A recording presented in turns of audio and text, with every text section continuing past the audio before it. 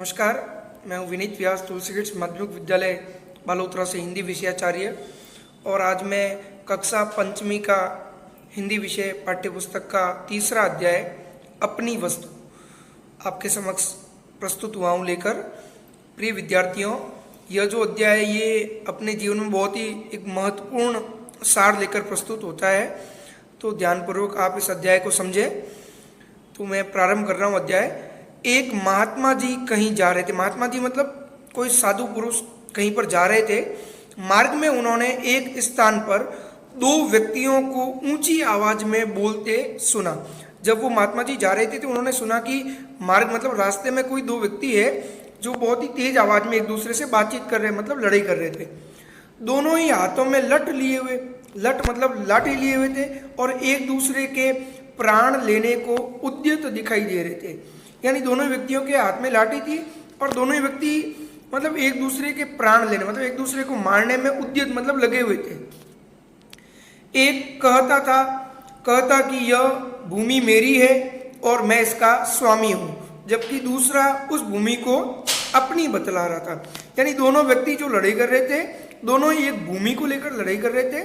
पहला कह रहा था यह भूमि मेरी है, इसका स्वामी मैं हूं, जबकि दूसरा कह रहा था यह भूमि मेरी है, इसका स्वामी मैं हूं। दोनों ही भूमि के लिए लड़ाई कर रहे थे। उस भूमि पर अपना अपना स्वामित्व मतलब अपना कब्जा जतलाने के लिए दोनों ही क्रोध से लाल पीले हो रहे थे। दोनों ही बहुत ही क्रोधित थे और उस जमीन को, उस भूमि को अपनी बताने में लगे हुए थे। अपने अपने पक्ष में दलीलें दे रहे थे। दोनों ही अपने अपने पक्ष में कह रहे थे भाई कि ये जमीन मेरी है वगैरह, ऐसे कुछ दोनों ही जने एक दूसरे से तेज आवाज में बात कर रहे थे। संत महात्मा तो स्वभाव से ही दयालु एवं परोपकारी होते हैं। वो महात्मा जी उधर से गुजर रहे थे, संत महात्मा। तो संत जो होते हैं वो अपने स्वभाव से ही बहुत ही दयालु और परोपकारी, परोपकारी का अर्थ होता है जो दूसरे के ऊपर उपकार करते हैं। उनका स्वभाव वैसा होता है, सदैव सबका भला चाहते हैं। उन्होंने मन ही मन विचार किया कि ये दोनों लड़ाई झगड़ा करके व्यर्थ ही अपने प्राण गंवाने पर तुले हुए। यहाँ पे थोड़ा प्रिंटिंग मिस्टेक है, उपने लिखा हुआ है, उपने की जगह अपने हैं। तो महात्मा जी सबका भला चाहते हैं, दयालु होते हैं, परोपकारी होते हैं। तो उन्होंने मन ही मन विचार किया महात्मा जी ने कि ये दोनों एक छोटी सी जमीन के टुकड़े के लिए फालतू लड़ाई झगड़ा कर रहे और एक दूसरे के प्राण लेने पर लगे हुए। अतएव उन्होंने समझा बुझाकर दोनों को शांत करने का और इनका आपस में समझौता कराने का प्रयास किया जाए। महात्मा जी ने दोनों को समझा बुझा के शांत किया और दोनों का आपस में समझौता कराने का प्रयास किया कि भाई दोनों एक दूसरे से शांति से बात करके जो भी विवाद है उसको, लड़ाई झगड़ा उसको शांत करके समझ जाओ। यह सोचकर वे उनके निकट गए। महात्मा जी ने सोचा कि कैसे भी करके इनका लड़ाई झगड़ा बंद किया जाए, इनको शांत किया जाए। यह सोचकर महात्मा जी उन दोनों के पास गए और उन्हें संबोधित का अर्थ होता है उन्हें बुलाकर करते हुए मतलब बुलाकर कहा, बोले हे भद्र पुरुषों मतलब हे सज्जन पुरुषों, हे अच्छे मनुष्यों, तुम लोग कौन हो और आपस में क्यों झगड़ा कर रहे हो। ये महात्मा जी ने उन दोनों व्यक्तियों को पूछा जो लड़ाई झगड़ा कर रहे थे। महात्मा जी को देखकर उनमें से एक व्यक्ति बोला, महात्मन, हम दोनों भाई हैं। हमारे पिता ने मरते समय अपनी संपत्ति का जो बंटवारा किया था उसके अनुसार इस भूमि का मालिक मैं हूं, फिर भी यह व्यर्थ ही झगड़ा कर रहा है। जब महात्मा जी उनके नजदीक आए और बोला कि भाई तुम दोनों लड़ाई झगड़ा मत करो, क्या बात है, तो उनमें से एक व्यक्ति ने महात्मा जी को देखकर बोला कि हम दोनों भाई हैं और हमारे पिताजी ने मरते समय हमारी जो संपत्ति थी उसका बंटवारा किया था और उस बंटवारे के अकॉर्डिंग, उस बंटवारे के अनुसार ये जो भूमि है ये मेरे नाम की थी, मेरे पिताजी ने, इसका मालिक मैं हूं, इसलिए ये मेरा जो भाई है ये फालतू यानी व्यर्थ मेरे से झगड़ा कर रहा है। दूसरा व्यक्ति तत्काल उसी समय चिल्लाकर जोर से बोला, महाराज ये बिल्कुल झूठ बोल रहा है, यह भूमि इसके भाग में नहीं बल्कि मेरे भाग में आती है, इसलिए इसका असली मालिक मैं हूं। यह झूठ मूठी इसे अपनी बतलाकर मुझे डरा धमकाकर इसे हड़पना चाहता है, ऐसा उस दूसरे भाई ने महात्मा जी से कहा। तो महात्मा जी ने शांत स्वभाव से फरमाया, शांत भाव से महात्मा जी ने क्या फरमाया, यानी क्या बोले, तुम दोनों ही इस भूमि को अपना कहते हो और अपने अपने पक्ष में दलीलें देते हो, मतलब अपने अपने पक्ष की बता रहे हो बात, ऐसे तो इसका निर्णय कभी नहीं होगा।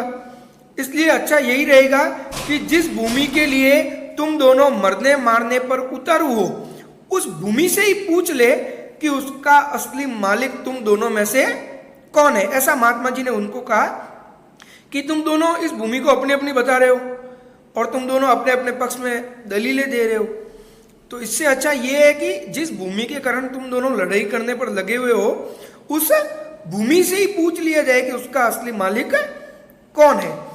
वह स्वयं ही इस बात का निर्णय कर देगी। महात्मा जी ने उनको कहा कि भाई भूमि से ही पूछ लेते हैं, भूमि निर्णय कर देगी कि वो आखिर किसकी है या उसका स्वामी कौन है। कुछ पल तक दोनों ने महात्मा जी के मुख की ओर ताकते रहे, देखते रहे, फिर बोले, किंतु यह कैसे संभव है, भूमि भी कभी बोलती है? महात्मा जी ने उत्तर दिया, हाँ अवश्य बोलती है, परंतु उसकी आवाज तुम लोग नहीं सुन सकते। किंतु यह बताओ कि भूमि जो भी निर्णय देगी वह तुम दोनों को मान्य होगा, तुम दोनों मानोगे? ऐसा महात्मा जी ने उनको कहा। उसके बाद दोनों भाई इस बात पर राजी हो गए कि ठीक है महात्मा जी, भूमि जो भी बोलेगी या जो निर्णय करेगी वो हम दोनों मानेंगे। तब महात्मा जी बोले, मुझे बहुत जोरों की भूख लगी है, पहले मुझे भोजन कराओ तुम दोनों।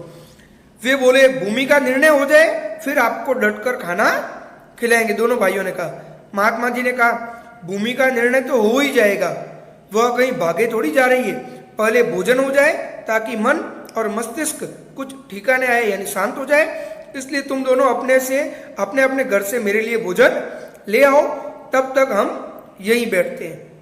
यह कहकर महात्मा जी एक पेड़ की छाया में बैठ गए और वे दोनों भाई भोजन के लिए घर गए।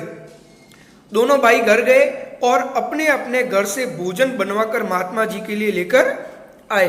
जैसा कि महात्मा जी ने उनको कहा था, दोनों भाई घर गए और अपने अपने घर से अलग अलग महात्मा जी के लिए भोजन बनाकर दोनों लेकर आए। महात्मा जी ने उन दोनों को बैठ जाने को कहा कि तुम दोनों मेरे पास बैठ जाओ। तत्पश्चात यानी उसके बाद उन्होंने भोजन के 3 भाग किए महात्मा जी ने, और दोनों भाइयों को भोजन करने का आदेश देकर स्वयं भी भोजन करने बैठ गए। दोनों भाई अपने अपने घर से भोजन लेकर आए थे महात्मा जी के लिए। महात्मा जी ने दोनों भाइयों का भोजन एक साथ मिलाया और उसके 3 हिस्से किए और उन दोनों को कहा कि तुम दोनों भी पास बैठो और भोजन करो, उसका आदेश दिया।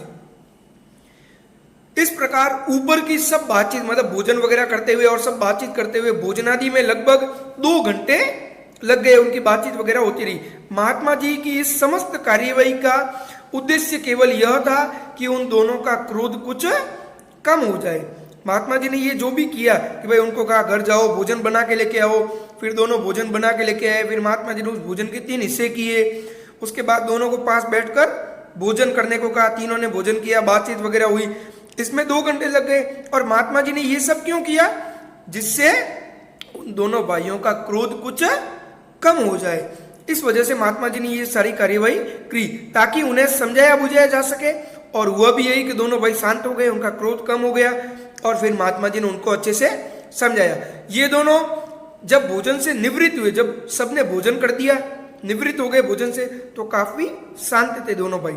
उन्होंने महात्मा जी के चरणों में विनय की, महाराज यह भूमि तो कुछ बोलेगी ही नहीं, इसलिए आप ही हमारा निर्णय कर दीजिए। ऐसा उन दोनों भाइयों ने महात्मा जी से कहा। तो महात्मा जी ने कहा, हम इस भूमि से पूछकर इसका निर्णय करते। महात्मा जी ने कहा, मैं इस भूमि से पूछता हूं कि ये भूमि किसकी है, ये बता देगी भूमि। यह कहकर उन्होंने अपना कान, मतलब महात्मा जी ने अपना कान मतलब जो कान है वो भूमि के साथ लगाया, मतलब अपना कान भूमि पर लगाया, मानो कुछ सुनने का प्रयत्न कर रहे हो। ऐसा लग रहा था जैसे महात्मा जी भूमि से कुछ सुन रहे। कुछ देर तक वे भूमि के साथ कान लगाए रहे, फिर सीधे बैठ गए और गंभीर वाणी में बोले। गंभीर वाणी मतलब शांत स्वभाव से महात्मा जी बोले, यह भूमि तो कुछ और ही कह रही है। दोनों भाई बोले, महाराज भूमि क्या कह रही है? महात्मा जी ने कहा, यह भूमि कहती है कि ये दोनों व्यर्थ ही मेरे ऊपर अधिकार जमाने का झगड़ा कर रहे हैं। महात्मा जी ने कहा, यह भूमि कुछ और ही बता रही है। यह भूमि बता रही है कि तुम दोनों फालतू यानी व्यर्थ झगड़ा कर रहे हो, क्योंकि मैं इन दोनों में से किसी की भी नहीं हूं। ये उस भूमि ने महात्मा जी को कहा। और महात्मा जी ने उन दोनों से कहा कि भाई भूमि तो कह रही है कि तुम दोनों व्यर्थ झगड़ा कर रहे हो और भूमि तुम दोनों में से किसी की नहीं है।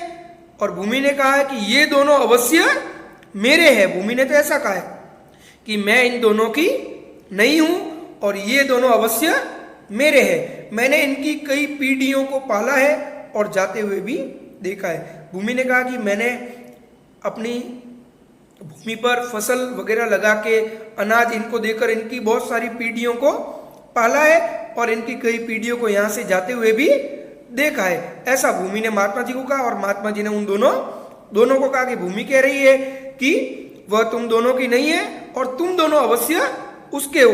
उस भूमि ने तुम्हारी बहुत सारी पीढ़ियों को पाला है, अपना अनाज उनको दिया है और बहुत सारी पीढ़ियों को जाते हुए भी देखा है। महात्मा जी की बात सुनकर दोनों भाई बड़े लज्जित हुए, मतलब शर्म आई उन दोनों को और महात्मा जी के चरणों में गिर पड़े।